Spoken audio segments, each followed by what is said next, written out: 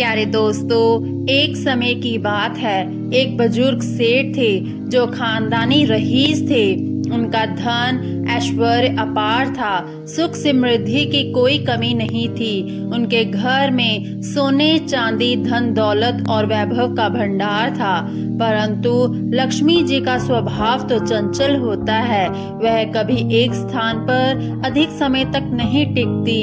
आज यहाँ है तो कल कहीं और। एक रात सेठ ने एक अजीब सपना देखा। उन्होंने देखा कि उनके घर की चौखट से एक स्त्री बाहर जा रही है। वह स्त्री बहुत ही सुंदर थी। उसकी उपस्थिति में एक दिव्यता थी। सेठ ने जल्दी से उससे पूछा, हे देवी, आप कौन हैं? आप मेरे घर में कब आई और अब यह घर छोड़कर क्यों जा रही हो? वह स्त्री मंद मंद मुस्कुराई और बोली, मैं तुम्हारे घर की वैभव लक्ष्मी हूँ। मैंने कई पीढ़ियों से इस घर में निवास किया है, तुम्हारे पूर्वजों के समय से। लेकिन अब मेरा यहाँ का समय समाप्त हो चुका है, इसलिए मैं यह घर छोड़कर जा रही हूँ। सेठ ने चिंतित होकर कहा, हे माँ, आप मुझसे नाराज तो नहीं हैं? आपने तो हमारे घर में सदैव कृपा बरसाई है। क्या कोई हमसे त्रुटि हो गई है?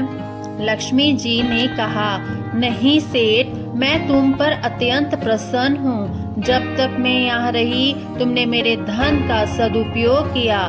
संतों को आमंत्रित करके उनकी सेवा की, गरीबों को भोजन कराया, धर्मार्थ कार्य किए, कुएं और तालाब बनाए, गौशाला और प्याऊ बनवाए। तुम्हारे द्वारा लोक कल्याण के अनेक कार्य हुए। इसलिए जाते जाते मैं तुम्हें एक वरदान देना चाहती हूँ। जो कुछ तुम चाहो मुझसे मांग सकते हो। सेठ ने विनम्रता पूर्वक कहा, हे माँ, मैं आपकी कृपा से अभिभूत हूँ, लेकिन मैं अपनी बहुओं से सलाह मशवरा करके आपको बताना चाहूँगा कि हमें क्या चाहिए।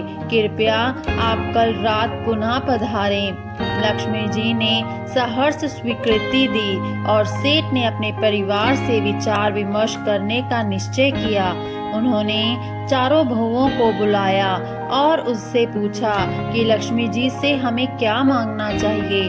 पहली बहू ने कहा, पिताजी, हमें अनाज के भंडार मांगने चाहिए ताकि हमारे परिवार में कभी कोई भूख ना हो। दूसरी बहू ने कहा, हमें सोने चांदी से भरी तिजोरियां मांगनी चाहिए ताकि हमारा खजाना सदा भरे रहे।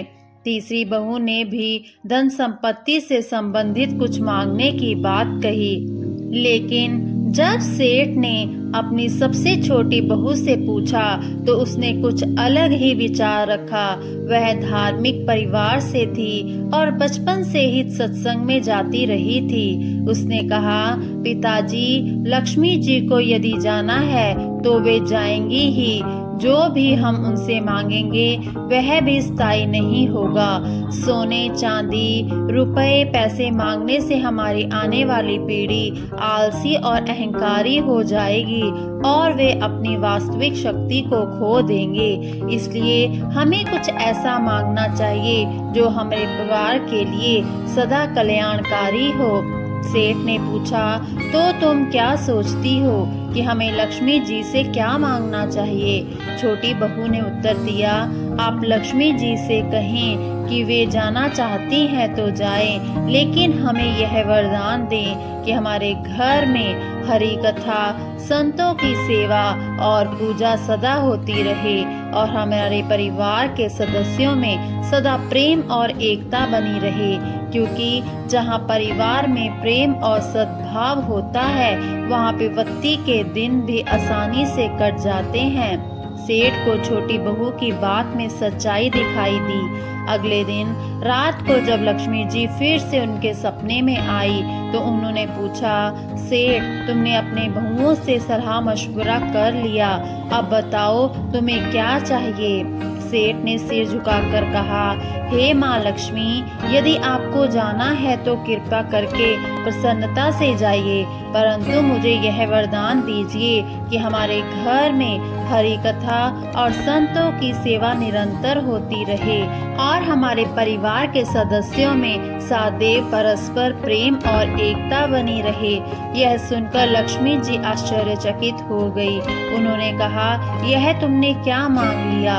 जिस घर में हरि कथा होती हो, संतों की सेवा होती हो और परिवार के सदस्यों में प्रेम और एकता बनी रहे, उस घर में तो स्वयं भगवान नारायण निवास करते हैं। और जहाँ नारायण हो वहाँ मैं उनके चरणों की सेवा में सदा उपस्थित रहती हूँ।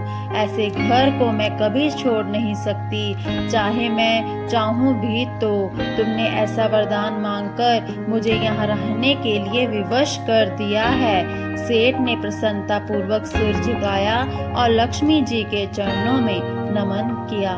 दोस्तों, कृपया करके आप हमें ज़रूर बताएं कि आपको यह कथा कैसी लगी और वीडियो को लाइक करें और हमारे चैनल को सब्सक्राइब करना ना भूलें। मिलते हैं अगली वीडियो में। धन्यवाद।